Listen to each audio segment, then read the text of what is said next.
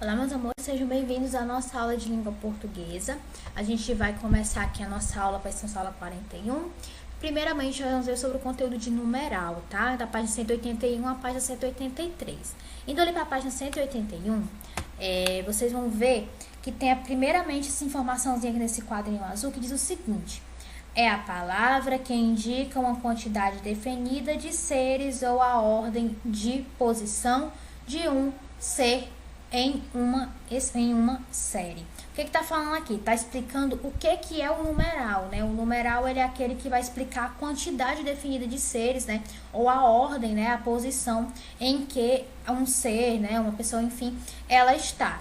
E aqui está dizendo o seguinte, que os numerais eles podem ser classificados em cardinais, ordinais, multiplicativos ou fracionários. Nós já estudamos, né, um pouco sobre isso em gramática, né? Então a gente vai dar uma revisada, né, e ver alguns outros pontos importantes.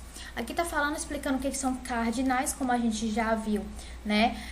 Cardinais são os números que indicam as quantidades, então é a maneira normal que a gente costuma contar. 1, 2, 3, 4, 5, né?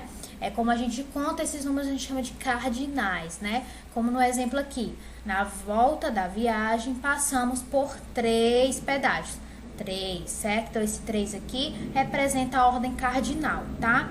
Aqui nós temos as ordinais, os numerais ordinais. São aqueles, né, que indicam a ordem ou a posição em uma sequência, certo? Então, quando eu quero indicar a posição, né, quando eu quero dizer a colocação de alguma coisa, né, onde ela está, eu vou usar os numerais, geralmente os numerais ordinais. Como no exemplo aqui, o atleta foi eleito o melhor jogador pela 4ª vez, né? Quarta, que no caso está indicando colocação, né? Significa que ele é o quarto, né?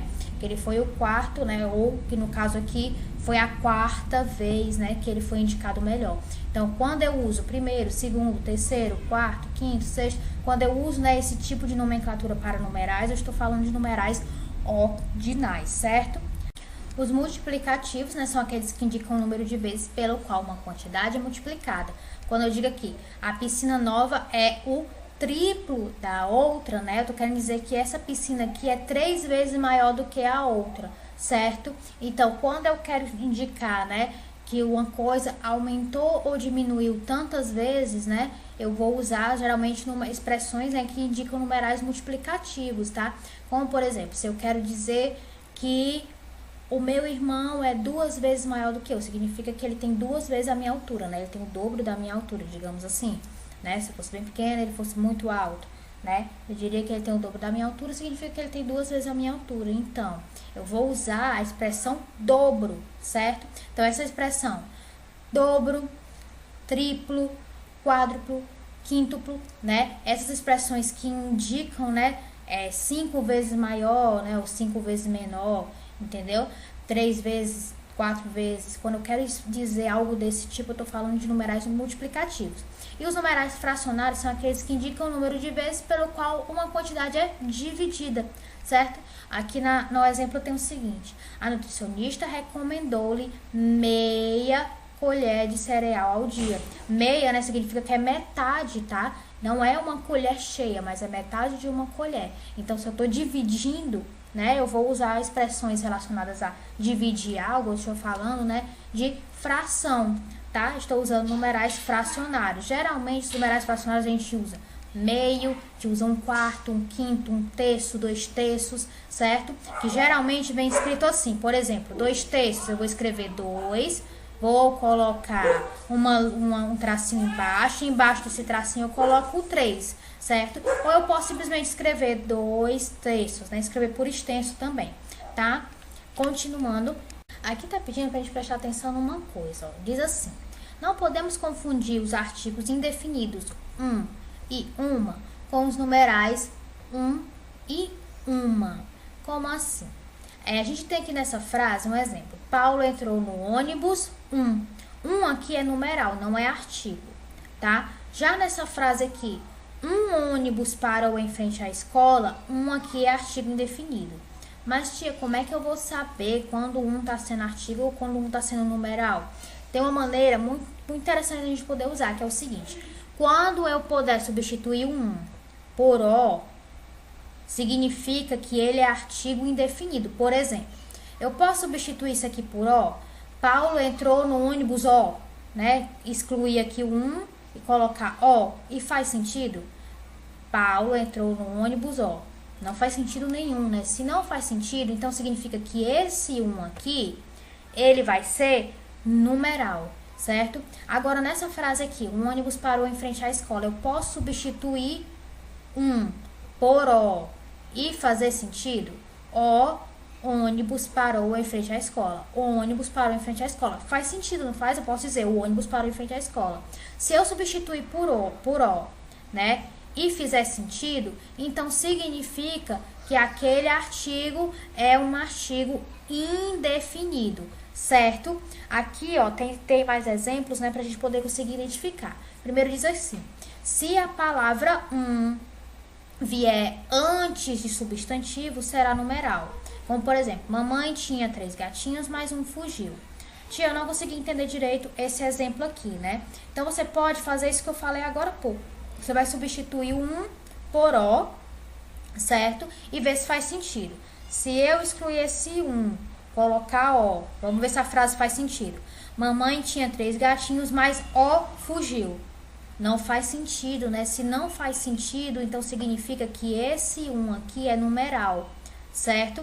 Agora aqui, tá dizendo que quando um ou uma puderem ser substituído por ó ou a, serão sempre artigos indefinidos. É o que eu acabei de falar, né? O que eu tô dando a dica para vocês. Aqui no caso desse exemplo, se eu colocar, né, em vez de um ônibus bateu no carro da mamãe, se eu trocar esse um por ó, a frase vai ficar o ônibus bateu no carro da mamãe.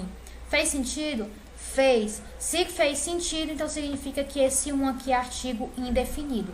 A mesma coisa eu vou fazer quando eu tiver uma na frase, né? Que aí no caso, opa, ficou muito feio. Mas enfim, quando eu tiver uma na frase, eu vou tentar substituir por a. Se fizer sentido na frase, então é porque é um artigo indefinido. Se não fizer sentido, então é porque uma nessa frase é numeral, certo? Aqui a gente tem, né, uma lista de números cardinais, ordinais, fracionários e multiplicativos para vocês darem uma olhada, certo? Mas como a gente viu, os cardinais são os números que a gente geralmente conta, né? Que indica a quantidade. 1, 2, 3, 4, 5, infinitamente. Os ordinais indicam ordem, né? Primeiro, segundo, terceiro, quarto. Os fracionários, ele indica a divisão, né? Quantas vezes tal coisa foi dividida. Então, eu posso dizer meio ou metade. Terço, quarto, quinto, sexto, né? No caso, um quinto, um sexto, um sétimo. 2 sétimos, 3, enfim. Aqui eu tenho os multiplicativos, né? Que no caso é duplo ou dobro, triplo, quádruplo, quíntuplo e assim vai, certo? Indo para o nosso próximo conteúdo, que é a aplicação de sob e sobre, tá? Vocês vão entender quando é que a gente usa sob e quando é que a gente usa sobre, né? Ali na página 186. Na página 186 a gente tem aqui uma tirinha do Garfield, né? Que tá falando que o personagem Garfield é um gato conhecido por ser muito comilão. Assim como fazemos com as pessoas, devemos respeitar o jeito de cada animal. Então, aqui na tirinha, né? Tá muito embaçado, não vai dar pra ler aqui, certo? Mas eu vou ler pra vocês olhando o livro, tá certo?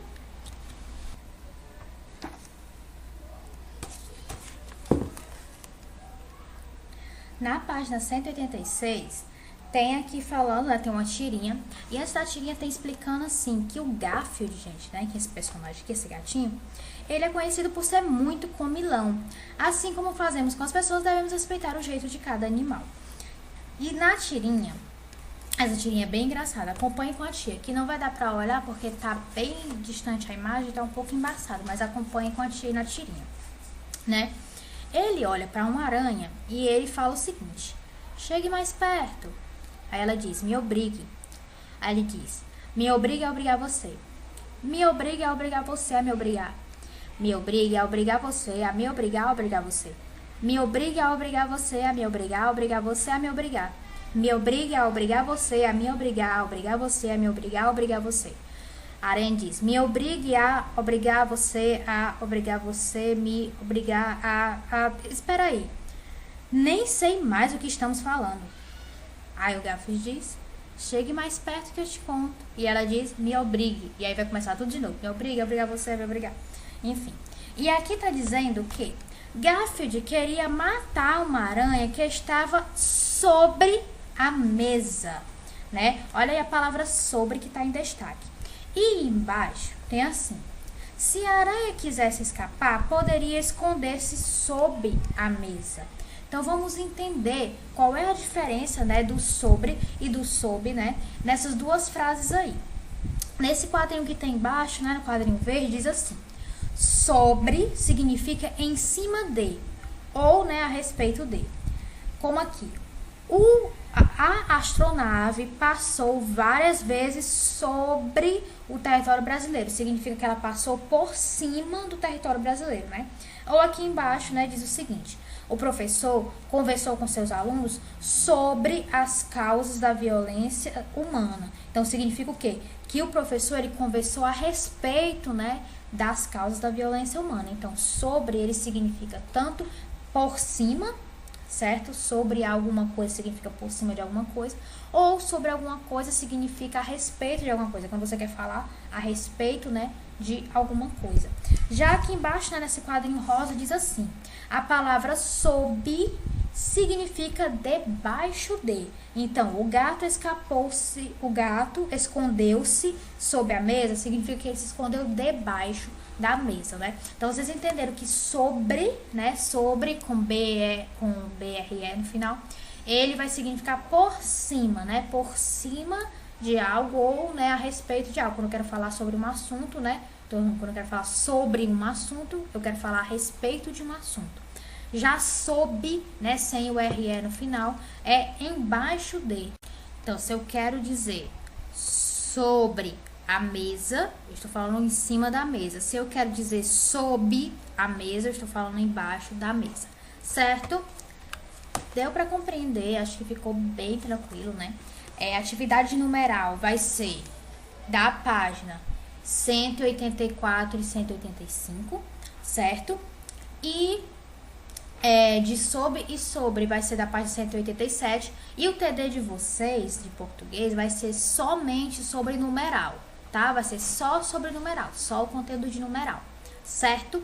Então, meus amores, é isso.